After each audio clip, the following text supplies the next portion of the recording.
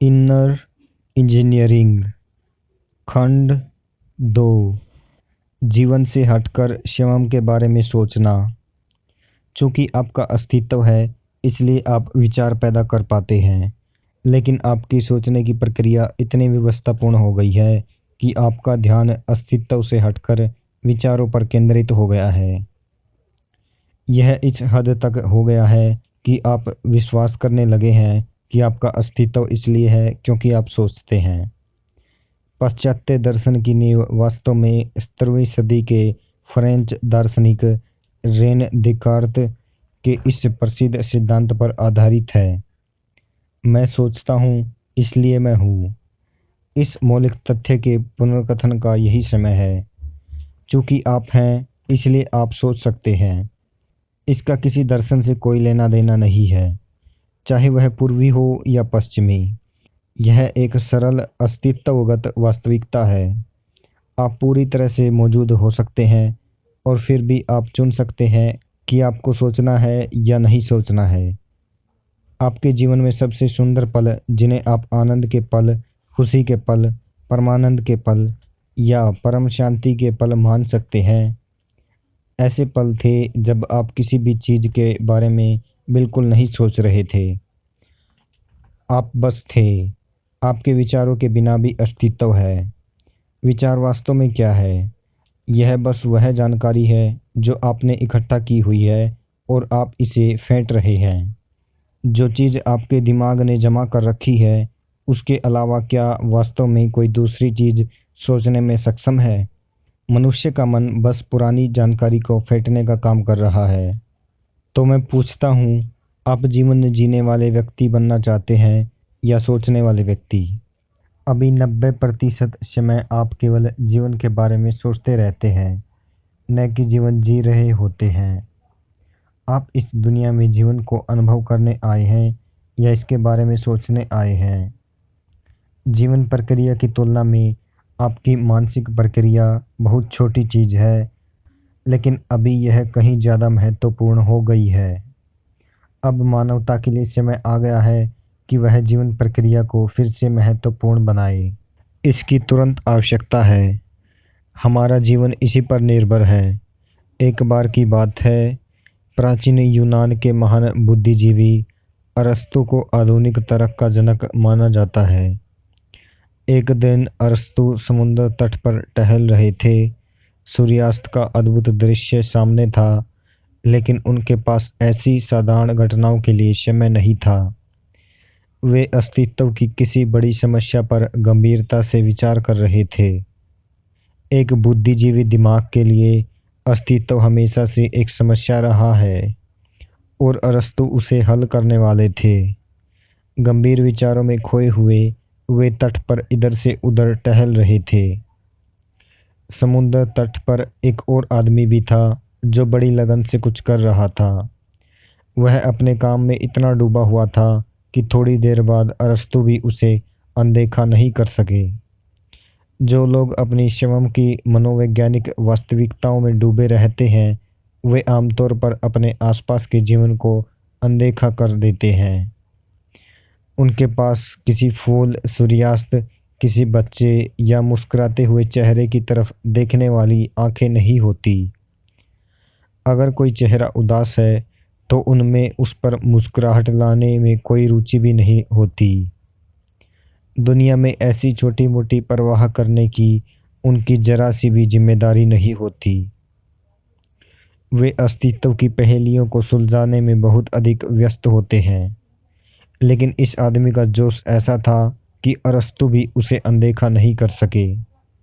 बारीकी से गौर करने पर उन्होंने ध्यान दिया कि अपने मकसद में पूरी तरह से तल्लीन वह आदमी बार बार समुद्र की तरफ जाता था और फिर लौट आता था। अरस्तु ने अपने विचारों को रोका और उससे पूछा, तुम आखिर यह क्या कर रहे हो? उस आदमी ने कहा, कृपया मुझे तंग मत कीजिए, मैं बहुत महत्वपूर्ण काम कर रहा हूँ। और वह अपना काम उसी उत्साह के साथ करता रहा। अरस्तु की उत्सुकता अब और बढ़ गई। फिर उन्होंने पूछा, लेकिन तुम कर क्या रहे हो? उस आदमी ने कहा, मुझे तंग मत कीजिए, यह बहुत ज़रूरी काम है। अरस्तु ने कहा, लेकिन यह ज़रूरी काम क्या है? उस आदमी ने उन्हें वह छोटा सा गड्ढा दिखाया जो उसने रेत में खोदा था और बोला, मैं समुद्र को इस गड्ढे में खाली कर रहा हूँ। उसके हाथ में एक चम्मच था। अरस्तु ने उसे देखा और हंसे। वैसे अरस्तु उस किस्म के आदमी थे जो जरा भी हंसे बिना पूरा साल बिता देते थे। हंसने के लिए दिल चाहिए, बुद्धि हंस नहीं सकती, वह केवल चीरा लगाकर काट सकती है। लेकिन इस बात पर अरस्तु भी जोर से हंस पड़े और उन्होंने कहा, यह क्या मजाक है? तुम जरूर पागल हो। क्या तुम नहीं जानते यह समुद्र कितना विशाल है? तुम कभी भी इस छोटे से गड्ढे में इस समुद्र को कैसे खाली कर सकते हो? और वह भी एक चम्मच से। कम से कम तुम्हारे पास एक बाल्टी होती तो इसकी कोई संभावना हो भी सकती थी। कृपया इसे छोड़ दीजिए, यह निरा पागलपन है। उस आदमी ने अरस्तु की ओर देखा, चम्मच नीचे फेंका और कहा, मेरा काम तो पूरा हो गया। अरस्तु ने कहा, क्या मतलब? समुद्र का खाली होना तो दूर, वह गड्ढा भी नहीं भरा है। तुम्हारा काम कैसे हो गया? वह आदमी खड़ा हो गया और बोला, मैं समुद्र को इस गड्ढे में एक चम्मच से खाली करने की कोशिश कर रहा हूँ। आप मुझे बता रहे हैं कि यह पागलपन है, लेकिन आप खुद क्या करने की कोशिश कर रहे हैं? क्या आप जानते हैं यह अस्तित्व कितना विशाल है? इसमें इसके जैसे करोड़ों से भी अधिक समुद्र समा सकते हैं और आप इसे अपने शरीर के छोटे से गड्ढे में खाली करना चाहते हैं। और वह भी किस चीज़ से? विचारों की चम्मच से। कृपया इसे छोड़ दीजिए, यह और भी बड़ी बेवकूफ़ी है। वह दूसरा आदमी हिराक्लिटस था, एक और यूनानी दार्शनिक। एक पल में उसने अरस्तु को दिखा दिया कि अपने तर्क को जीवन के प्रत्येक पहलू में लगाकर वे अपने अस्तित्व को कितना अपंग बना रहे थे। अगर आप जीवन के अनुभवजनित आयाम को जानना चाहते हैं तो आप इसे तुच्छ विचार प्रक्रिया से कभी नहीं जान पाएंगे। आपके पास चाहे आइंस्टाइन का दिमाग ही क्यों न हो, फिर भी आपकी विचार प्रक्रिया तुच्छ होगी, क्योंकि विचार जीवन से बड़ा नहीं हो सकता। विचार केवल तर्कपूर्ण हो सकता है, जो दो विपरीत ध्रुवों के बीच काम करता है। अगर आप जीवन को उसकी विशालता से जानना चाहते हैं तो आपको बुद्धि से अधिक किसी चीज़ की ज़रूरत होती है। आपके पास यही बुनियादी विकल्प है। आप या तो सृष्टि के साथ जीना सीख लें या फिर आप अपने सिर में अपने ही सृष्टि की रचना कर लें। आप कौन सा विकल्प चुनना चाहते हैं? यह धरती समय से घूम रही है, यह कोई मामूली घटना नहीं है। सारी आकाश गंगाएं बिल्कुल ठीक से चल रही हैं।